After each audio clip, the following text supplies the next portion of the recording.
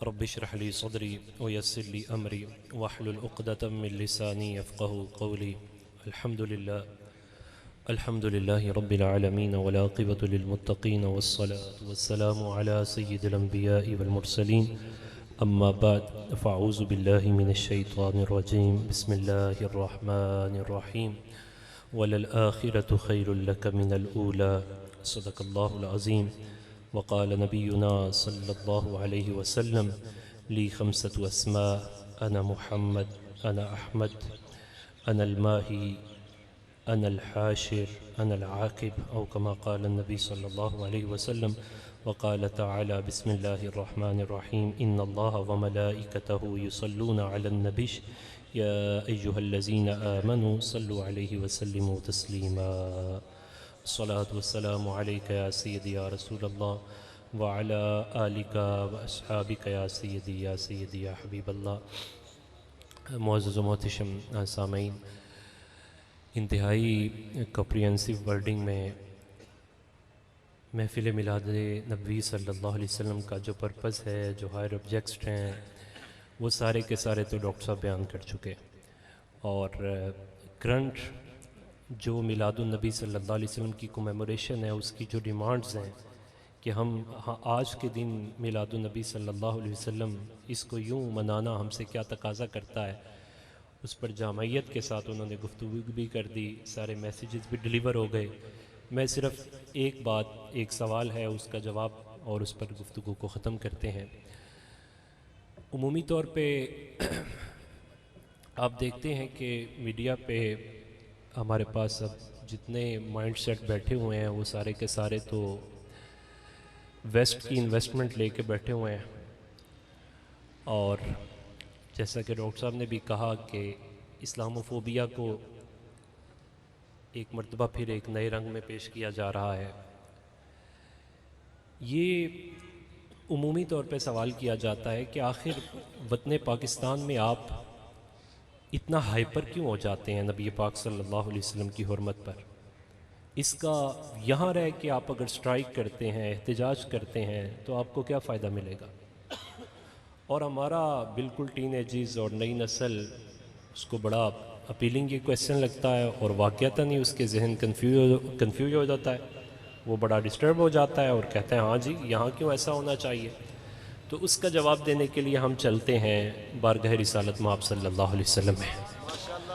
सुलह हुदैबिया आप सब ने वो वाक़या पढ़ा, सुना 12 मरतबा कि उर्वा बिन मसूद अभी ईमान नहीं लाए और काफिरों के सफ़ीर बन के बारगाह रिसालत में आप सल्लल्लाहु अलैहि वसल्लम में हाज़िर हुए। जहाँ और बहुत सारी बातें उन्होंने की, मैं फ़ोकस करूँगा सिर्फ़ अपने क्वेश्चन के आंसर पर। वहाँ जब नबी पाक सल्लल्लाहु अलैहि वसल्लम के सामने बैठे तो सफ़ीरों का अंदाज़ ये होता था कि वो गुफ्तगू करते हुए यूँ हाथ बुलंद करते थे, यूँ। तो उर्वा बिन मसूद ने भी नबी अलैहिस्सलाम के साथ जब गुफ्तगू शुरू की तो इस कन्वर्सेशन में वो नबी पाक सल्लल्लाहु अलैहि वसल्लम की बारगाह के आदाब भूल गया। यहाँ मैं ये बात करता चलूँ, ये किसी दुनिया के ईवान के तकाज़े नहीं है। बारगाह रिसालत में आप सल्लल्लाहु अलैहि वसल्लम वो है जिसके अदब का तकाज़ा ख़ुद परवरदिगार फरमाता है, और उस ईवान के सारे कवानीन वो आसमानी है। रब ताला अपने महबूब की इज़्ज़त पर गैरत का इजहार फरमाता है। 12 मरतबा का कुरान मजीद फुरकान हमीद में इसे ज़िक्र किया गया। अब ये तकाज़ा था सहाबाए किराम रिदवानुल्लाह अलैहिम अजमाइन की तबीयत का कि वो गैरत करते। जनाब उर्वा बिन मसूद ने जब यूँ हाथ किया तो आपके भतीजे जो इस्लाम ला चुके थे, इनकी ड्यूटी ये होती थी कि नबी पाक सल्लल्लाहु अलैहि वसल्लम के पीछे मुहाफिज बन के खड़े होते थे। जब उसने ये स्टाइल इख्तियार किया तो आपने अपनी तलवार म्यान से निकाली और उसका दस्ता उसकी हथेली पर मारते हुए कहा आखिर यदका अन लिहियति रसूलिल्लाह सल्लल्लाहु अलैहि वसल्लम। अरे ये स्टाइल किसी और के साथ बात करने का होगा, मुस्तफ़ा करीम के साथ बात करनी है तो अदब से बात करो। आखिर यदका अन लिहियति रसूलिल्लाह, अगर हाथ पीछे ना किया दोबारा हाथ आया तो मैं तेरा जिस्म फाड़ के रख दूंगा। ये बारगाह रिसालत माब में बात हो रही। लोग कहते हैं जी नरम नरम बात करें, जब गैरत और इज्जत रसूल की बात आए तो फिर नरम नहीं, फिर गरम बात होती है। फिर जनाब उमर रदी अल्लाह ताला अन्हु वाला लहजा होता है, जनाब अब्दुल्ला बिन रवाहा रदी अल्लाह ताला अन्हु भी जब नबी पाक सल्लल्लाहु अलैहि वसल्लम उम्रा के लिए हुदैबिया के बाद गए तो इनका भी अंदाज गरम गरम था। गैरत की बात तो होती ही गरम अंदाज में है, इज्जत का दिफा तो होता ही गरम तबीयत के साथ है। आपने ये जब बात की, उर्वा बिन मसूद पूछने लगा ये कौन है।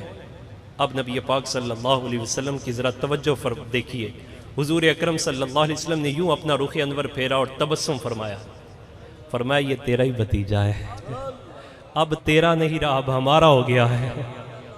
यहाँ मुहद्दिसीन ने लिखा जो चाहता है कि हुजूर के तबस्सुम की खैरात मिले उसे मुस्तफ़ा का मुहाफिज और सिपाही बन के मैदान में आना चाहिए।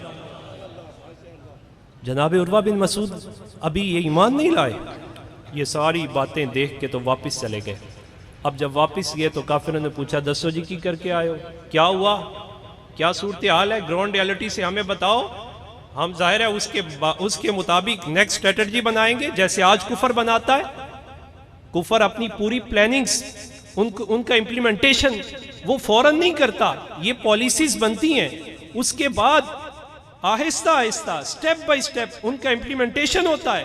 बार बार हमें चेक किया जाता है इनकी गैरत कहाँ तक पहुंची है, इनकी हसासियत कहाँ तक पहुंची है, ये सेंसलेस हुए हैं कि नहीं हुए।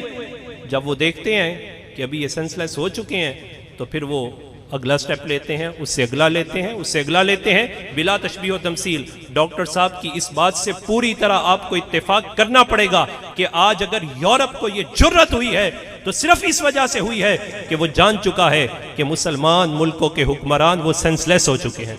अगर पंजाबी में तर्जुमा करें तो बेगैरत हो चुके हैं। इज्जत रसूल सल्लल्लाहु अलैहि वसल्लम की गैरत उनके अंदर नहीं रही। मुस्तफ़ा करीम अलैहिस्सलातु वस्सलाम के लिए गैरत खाएं तो कहा जाता है ये इंतहा पसंद है, ये फंडामेंटलिस्ट है, और अपनी जात की बारी आए तो जनाब हाथ मुंह पे फेर फेर के कहते हैं छोड़ेंगे नहीं। तो फिर नबी के गुलाम का भी हक बनता है कि वो यहां बैठ के नारा लगाए, बतला दो गुस्ताख नबी को गैरत मुस्लिम जिंदा है, उनके नाम पे मर मिटने का जज्बा कल भी था और आज भी है, और करूं तेरे नाम पे जां फिदा, न बस एक जां दो जहां फिदा, दो जहां से भी नहीं जी बड़ा, करूं क्या करोड़ों जहां नहीं है। उर्वा बिन मसूद वापिस गए, उन्होंने पूछा जनाब क्या करके आए हो, बताओ, हमने स्ट्रेटजी बनानी है, हमारे पॉलिसी मेकर्स बैठे हुए हैं, क्या करना है। उन्होंने कहा खबरदार उधर का रुख भी नहीं करना। कहा हमने तो भेजा था कि उनकी बुज़दिली बताओ, तुम तो हमें बुज़दिल बनाना चाहते हो, हमने तो तुम्हें इस वजह से भेजा था कि आके हमें बताओ हम कुछ करें, और तुम हमें डराने के लिए आए, तू तो उनका बन के आ गया है। अब उर्वा बिन मसूद ने पैगाम क्या दिया, यही मकसूद होता है हमारा यहां स्ट्राइक करने का। अगर फ्रांस में मेरे मुस्तफ़ा करीम अलैहिस्सलाम की तौहीन का इर्तिकाब हुआ है तो यहां दीवाने बैठकर मुस्तफ़ा की अजमत के तराने पढ़ते हैं। अगर वहां से आवाज यहां आ सकती है तो यहां से आवाज फिर वहां भी जा सकती है। उर्वा बिन मसूद ने कहा वहां सुलह हुदैबिया से उठ के आए, यहां आके बात क्या की, कहा अरे बाकी बातें मुझे नहीं पता, बड़े बड़े बादशाहों के पास गया हूं, बड़े बड़े दरबार हैं उनके, लेकिन एक बात कान खोल के सुन लो, जिस नबी के दीवाने उसके जिस्म अतहर से मस पानी को जमीन पे नहीं गिरने देते, वो उसका खून कैसे जमीन पे गिरने देंगे। अब वो खामोश हो गए, डर गए, और मुहद्दिसीन ने यहां लिखा कि उर्वा बिन मसूद के ये अल्फाज, इन अल्फाज ने कुफर को एक दफा फिर बिठाया, उनकी सारी वो कुव्वत एक दफा फिर पिस्पाई की तरफ चली गई। उन्होंने नई स्ट्रेटजी बनाने के लिए प्लान करना शुरू कर दिया। बिला तशबीह तमसील मिलाद रसूल सल्लल्लाहु अलैहि वसल्लम पे ये सारी गुफ्तगू, मोहब्बत का इजहार, ये दीवानगी, ये जुनून, इज्जत और नामूस रिसालत पे मर मिटने के जज्बात, इनका इजहार सिर्फ हम इस वजह से कर रहे हैं। कुफर कान खोल के सुन ले, अगर तुम्हारे अंदर ये जुर्रत तौहीन की तौहीन और मुर्तकिब इसके जिसके तुम मुर्तकिब हो रहे हो, अगर तुम्हारे अंदर ये जुर्रत मौजूद है तो हमारे अंदर भी गाजी इल्मुद्दीन वाला जज्बा मौजूद है, गाजी इल्मुद्दीन वाला बाजू मौजूद है, और गाजी इल्मुद्दीन वाली फिक्र मौजूद है। अल्लाह ताला की पाक बारगाह में दुआ है, ए मालिक जिस फिक्र को आज उलमा ने फैलाया है, हमें उसी फिक्र के मुताबिक अपनी जिंदगियों को गुजारने की तौफीक अता फरमा। और मिल के दुआ करते हैं, ए मालिक मर तो वैसे भी जाना है, हमें मुस्तफ़ा की नामूस पे मर मिटते हुए शहादत का जाम अता फरमा। वमा अलैना इल्लल बलाग।